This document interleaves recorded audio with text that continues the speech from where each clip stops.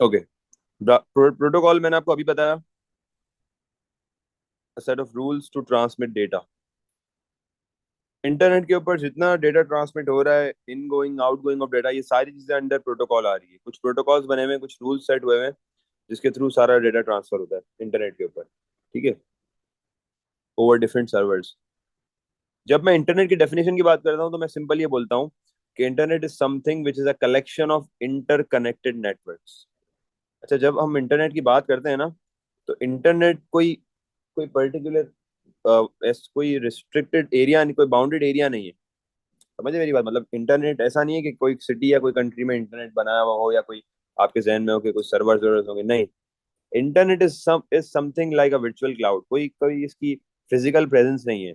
Internet ऐसे समझ लो कि कोई न्यू बिल्डिंग बनी, उसके नीचे गैराज में दुकान अवेलेबल थी, तो एक शॉप खुल गई, एक शॉप शॉप वन खुली, उसके बराबर में अवेलेबल थी, वहां पे शॉप टू खुल गई, फिर आगे की तरफ शॉप थ्री खुल गई, कुछ थोड़ा सा और आगे शॉप फोर खुल गई, थोड़ा सा आगे शॉप सिक्स खुल गई। फिर इन्होंने आपस में कनेक्शन करना शुरू कर दिए, तो इन्होंने एक क्लाउड बना लिया, एक चेन बना लिया आपस में। ठीक है, फिर सारे क्लाइंट्स आके इनसे रिक्वेस्ट ले रहे हैं। कोई किसी को दूध चाहिए तो वो मिल्क उसके पास, क्या कहते हैं, दूध वाले के पास जा रहा है। किसी को जो है ग्रोसरीज चाहिए तो ग्रोसरी वाले के पास जा रहा है। किसी को वेजिटेबल्स चाहिए, वेजिटेबल वाले के पास जा रहा है। ठीक है, तो पूरा उन्होंने वर्चुअल क्लाउड बना लिया, एक मार्केट बना ली। उसी तरीके से इंटरनेट के ऊपर भी डिफरेंट सर्वर्स एक मार्केट क्रिएट करते हैं। एक प्रोवाइडिंग मार्केट क्रिएट करते हैं। सर्वर का काम क्या है? Server is something who provides, client is something who consumes. ठीक है ना? अगर मैं सर्वर की बात करता हूँ तो सर्वर का मतलब क्या है? प्रोवाइडर। और क्लाइंट का मतलब क्या है? Consumer. Client takes services from the server, server gives services to the client. इस तरीके से क्लाइंट और सर्वर की रिलेशन बनती लेकिन है। सर सही। इंटरनेट का कोई तो फिजिकल लाइक होगा क्या, या नहीं वो भी नहीं है? क्या चीज? लाइक हार्डवेयर इंटरनेट का कोई फिजिकल है? वापसी पूछे सवाल। जिसका, इंटरनेट जैसे का अगर कोई, इंटरनेट खराब हो गया, कोई फिजिकल लाइक जगह पे नहीं कोई है? फिजिकल, नहीं नहीं नहीं, कोई फिजिकल प्रेजेंस नहीं है इंटरनेट की। कोई फिजिकल प्रेजेंस नहीं है। लेट से पहला सर्वर खुला यूएसए में, दूसरा सर्वर खुला यूएसए के अंदर ही, नॉर्थ कैरोलिना के अंदर, तीसरा सर्वर खुला लेट से सऊदीया में, चौथा सर्वर खुला पाकिस्तान में। ठीक है, अब इन्होंने एक दूसरे से लिंक हो गए। लिंक से मुराद ये है कि लिंक ना भी हुए ना, अगर मैं इनकी चेनिंग ना भी करूं, तो ये सारे सर्वर सर्विस प्रोवाइड कर रहे हैं। मतलब ये सारे समझो शॉप्स हैं। एक कह रहा है कि भाई मैं कन्वर्टिंग सर्विस प्रोवाइड कर रहा हूँ, फाइल कन्वर्टिंग, जैसे हम फाइल्स कन्वर्ट करते हैं ना ऑनलाइन, MP3 टू MP4, और MP3 to MPG, JPG to PNG। दूसरा सर्वर कह रहा है कि मैं सोशल मीडिया प्रोवाइड कर रहा हूँ। तो तीसरा मतलब सर्वर कह रहा है, एक ही नेटवर्क के अंदर सब सब नेटवर्क से कनेक्टेड है एक दूसरे से। एक ही नेटवर्क नहीं है, अलग अलग नेटवर्क है। ये एक अलग नेटवर्क है, ये एक अलग नेटवर्क है, ये एक अलग नेटवर्क है, ये एक अलग नेटवर्क है, लेकिन ये सारे नेटवर्क के का भी एक नेटवर्क है। वो क्या है? इंटरनेट। यहाँ पे आके बात खत्म होती है कि ये सारे नेटवर्क्स का जो नेटवर्क है ना, वो इंटरनेट है। इसका मतलब ये, internet is a network of interconnected networks, internally connected है ये आपस में। ठीक है, अब समझ में आ गई होगी। तो internet is something that is a collection of, या it is a network of, या it is a group of interconnected network. ठीक है, इसी तरीके से जब हम इसमें ये कहते हैं कि it is a group of interconnected network, वहीं पे वर्ल्ड वाइड वेब पे क्या कहते हैं कि it is a collection of web pages. क्योंकि ये डिफरेंस के अंदर आता है। आपको आपको बोलते हैं भाई इंटरनेट और वर्ल्ड वाइड वेब में डिफरेंस बताएं, तो आप बोलते हो internet is a collection of interconnected networks, whereas WWW मतलब world wide web is a collection of web pages. Internet क्या करता है? इंटरनेट अलाउ करता है नेटवर्क्स और डिवाइसेस को एक दूसरे से कनेक्ट होने के, क्लाइंट से सर्वर को रिक्वेस्ट करना, सर्वर को क्लाइंट को जो है प्रोवाइड करना, और क्लाइंट से सर्वर को जो है कंज्यूम करना। तो it allows networks and devices to connect to other networks and devices. ठीक है ना? वो नेटवर्क्स और डिवाइस दूसरे नेटवर्क्स और डिवाइस से कनेक्ट होती हैं थ्रू इंटरनेट। और वर्ल्ड वाइड वेब जो है सिंपल, इसके अंदर वेब पेजेस की कलेक्शन होती है, और users can access world wide web using web browser. जितने भी वेब पेजेस होते हैं आपने देखा होगा, जितनी भी वेबसाइट होती है उसमें www ये लाजमी होता है, तो ये कलेक्शन का एक पार्ट। ठीक है, ये आगे डिफरेंसेस इंटरनेट और दोनों के। ठीक है ना। Transmission control protocol, TCP. TCP का सम अभी आप बस ये कॉन्सेप्ट रख लो कि TCP is something which is responsible for transmitting data. ये transfer of data over the internet जितना भी होगा ना, वो टीसीपी देख रही होगी। मतलब जो मेनली हमने जो प्रोटोकॉल पढ़ा था ना, मेन मेन प्रोटोकॉल, उसमें जो ट्रांसफर ऑफ ट्रांसमिटिंग डेटा का पढ़ा था ना, वो टीसीपी का ही काम है मेनली। ठीक है ना। फिर अभी आगे एचटीटीपी भी पढ़ेंगे क्या होता है।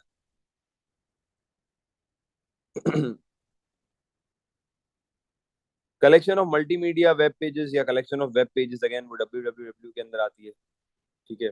मल्टीमीडिया का मतलब क्या होता है? मल्टीमीडिया का मतलब होता है पिक्चर्स, वीडियोस, साउंड। ठीक है, ये सारी चीजें मल्टीमीडिया के अंदर आती है। टेक्स्ट इसमें नहीं आता। World wide web is a part of URL. ठीक है ना। क्योंकि यूआरएल क्या होती है? www.facebook.com is a URL. जो वेबसाइट होती है ना, पूरी वेबसाइट का पूरा नाम जो होता है ना, उसको यूआरएल कहते हैं। ये भी आगे आ रहा है। और वो वेबसाइट पे कनेक्ट करती है यूजर को। तो URL is something that is called uniform resource locator, or it is an address written in the search bar that links the user to the website. Firewall, it is a hardware और a software. या तो ये hardware हो सकता है या तो ये सॉफ्टवेयर हो सकता है। इसका मतलब क्या है कि या तो ये फिजिकल फॉर्म में हो सकता है या तो सिर्फ एक कंप्यूटर प्रोग्राम हो सकता है। That examines the ingoing, क्या एग्जामिन करता है? इनगोइंग एंड आउटगोइंग, या मैं कह सकता हूं outcoming data traffic on a server. ठीक है ना। क्या एग्जामिन करता है? इनगोइंग एंड आउटकमिंग डेटा ट्रैफिक। इसका मतलब अगर कोई चीज है, फायर लेट से एक डोर है, तो उसके अंदर से क्या पास हो रहा है और क्या निकल रहा है, ये सारे एग्जामिन करेगा। ठीक है, ये सारा फिल्टर कर रहा है। इसका काम है फिल्टर करना। फिल्टर करना, दूसरा काम है इसका रोकना, फाइल्स को ब्लॉक करना। ठीक है, it blocks the file which seems suspicious. ठीक है।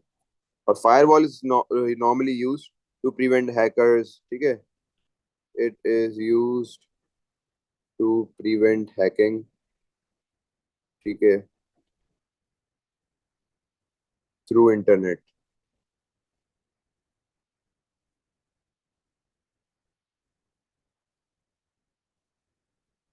दो तरीके के हो गए। ठीक है, क्लियर हो गया। फायरवॉल भी हो गया।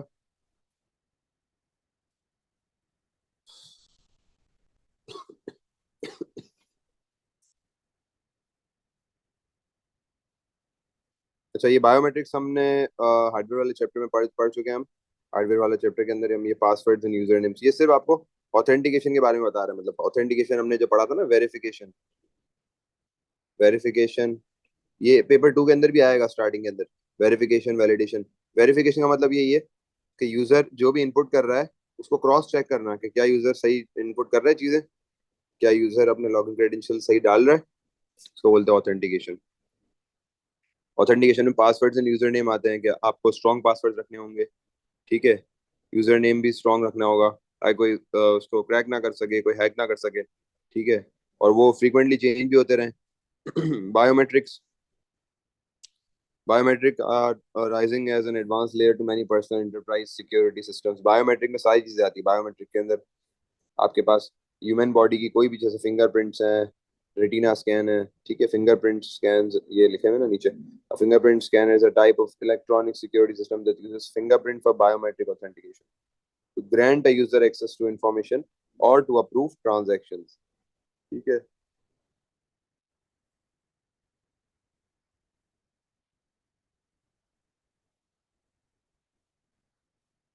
ये सब ऑलरेडी हार्डवेयर के अंदर देख चुके हैं।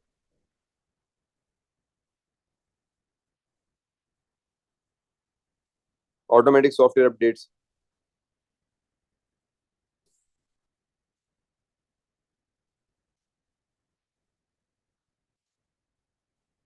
ऑटोमेटिक सॉफ्टवेयर अपडेट्स कहीं पे खुला खुले रखना अच्छा भी है, कहीं पे थोड़ा सा हजार अपना क्या कहते हैं डेंजरस भी है, क्योंकि हो सकता है कोई आपके पास कोई मेलवेयर किसी किसी सॉफ्टवेयर के साथ जो है आपके पास डाउनलोड हो जाए, तो उसका भी ख्याल रखना पड़ता है। लेकिन नॉर्मली आप किसी भी सॉफ्टवेयर को, कोई अच्छा सॉफ्टवेयर कोई आप अपडेट कर रहे होते हो, तो उसमें वैसे नॉर्मली मसला नहीं आता। Simple, it means software computer on computers and mobile phone is kept up to date. इसका मतलब ये है।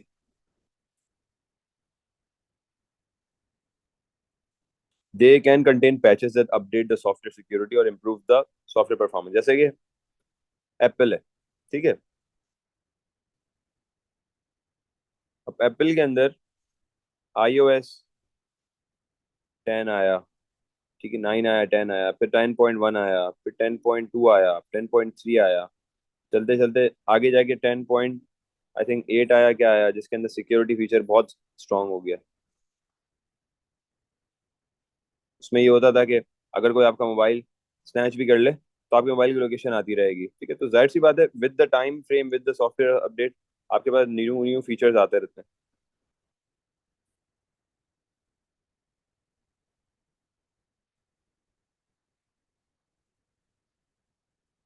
प्रॉक्सी सर्वर्स के पास ये डेफिनेशन लिख लें, simple, it acts as a middle man between the user and a web server. अब देंगे प्रॉक्सी सर्वर की, मैं आपको एग्जांपल बताऊं तो ये आप देख सकते हैं, ये क्लाइंट है, वेब प्रॉक्सी है, और ये सर्वर है। अब प्रॉक्सी सर्वर ये करेगा, प्रॉक्सी सर्वर क्लाइंट की आइडेंटिफिकेशन नहीं देगा कि this is the person accessing it.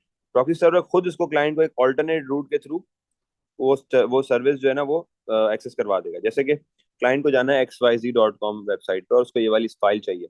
ये जब क्लाइंट ऐड करेगा तो प्रॉक्सी सर्वर क्लाइंट की जगह पे खुद जाएगा वेबसाइट पे और वहां से पिक करके लेकर आएगा और फिर क्लाइंट को देगा। मतलब क्लाइंट के लोकेशन, और क्लाइंट की लोकेशन हो गई, क्लाइंट की आइडेंटिटी लीक आउट नहीं हो रही, ठीक है।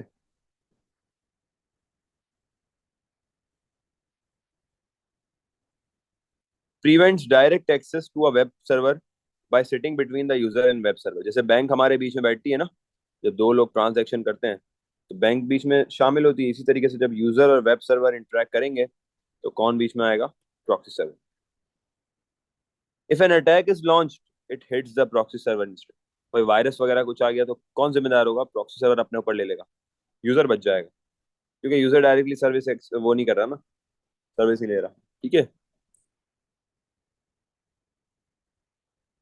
प्राइवेसी सेटिंग्स ये नहीं है इतना जरूरी। अच्छा, सिक्योर सॉकेट लेयर, ये बड़ा इंपॉर्टेंट पार्ट है। Secure socket layer, SSL, secure socket layer, ये क्या होता है पहले उससे बात करते हैं। इंटरनेट के ऊपर जो भी ऑथेंटिक सर्वर होगा, ऑथेंटिक सर्वर, उसके पास लाजमी SSL सर्टिफिकेट होगा। SSL सर्टिफिकेट उसके पास लाजमी होगा। अभी SSL सर्टिफिकेट क्या होता है? SSL सर्टिफिकेट का मतलब ये है कि वो एक तो ऑथेंटिक होगा, ठीक है, उसका जो काम होगा वो वेरीफाइड हुआ हुआ होगा, वो एक वेरीफाइड सर्वर होगा जो दूसरे यूजर्स को भी सर्विस दे रहा है, ठीक है, कोई उसकी तरफ से कोई फ्रॉड नहीं होगा। अगर उसके पास सिक्योर सॉकेट लेयर मतलब SSL सर्टिफिकेट नहीं है, तो वो सस्पिशियस होगा, ठीक है। तो ये एक तरह से प्रोटोकॉल है। प्रोटोकॉल का मतलब क्या होता है? The word protocol means set of rules on internet. जैसे कि मेरे पास ग्रामर होती है ना, तो मैं ग्रामर को क्या बोलता हूँ? Set of rules of English बोलता हूँ ना। इसमें इसी तरीके HTTPS पे SSL हो गया ना। किसपे? HTTPS पे SSL हो एच गया टी ना। टी पी एस के अंदर SSL होता है। HTTPS के अंदर हमने आई थिंक शुरू में पढ़ा था, नहीं पढ़ा था, नहीं हमने शुरू वाला पार्ट इसका नहीं पढ़ा, जिसके अंदर हम ये पढ़ेंगे सारी बात, HTTPS क्या होता है और TCP क्या होता है, इसके बारे में हम देखेंगे, ठीक है। उसके अंदर एग्जैक्टली SSL संभाल होता है। तो इसमें ये होता है कि ये सर्टिफिकेट होता है तो आपने सर्विस लेनी होती है, वरना आप नहीं ले सकते, ठीक है, वो रिस्की वैसे हो जाता है। तो this allows data to be sent and received securely over the internet, ठीक है। How does SSL work between browser and server? ये एक आपका आंसर है जो आपने साथ लिख लेना है अपने। एसएसएल सर्टिफिकेट किस तरीके से काम होगा बिटवीन ब्राउजर एंड सर्वर, थोड़ा सा जरा पहले देख लेते हैं। ये मैं हूँ, ठीक है, और मुझे कोई रिक्वेस्ट करनी है, लेट्स से ये ब्राउजर है ना, तो मैंने डाल दिया भाई facebook.com। ब्राउजर ने इसको फॉरवर्ड किया डीएनएस के थ्रू, डीएनएस के थ्रू मुझे मिल गई आईपी फेसबुक की, और उसको सर्वर को एक्सेस कर लिया। जब सर्वर को एक्सेस कर लिया तो ब्राउजर ने सर्वर से रिक्वेस्ट करी कि जस्ट शो योर, उसने रिक्वेस्ट करी उसके एसएसएल सर्टिफिकेट की, रिक्वेस्ट एसएसएल सर्टिफिकेट, मतलब सर्वर को क्या बोला कि just show your SSL certificate. Server ने बोला ठीक है, सर्वर ने सेंड कर दी उसकी copy of SSL certificate, copy of SSL certificate, copy send कर दी। जैसे ही कॉपी सेंड करी तो क्या हुआ, जब कॉपी सेंड करी तो अब क्या हुआ, ब्राउजर ने इसको वेरीफाई कर दिया। जैसे ये वेरीफाई हुआ, ट्रांजैक्शन शुरू हो गई, फिर सारा सर्वर का जो वेब पेज था वो ब्राउजर दिखाने लग गया। तो अब फाइनली मेरे पास वेब पेज शो कर रहा है, ठीक है।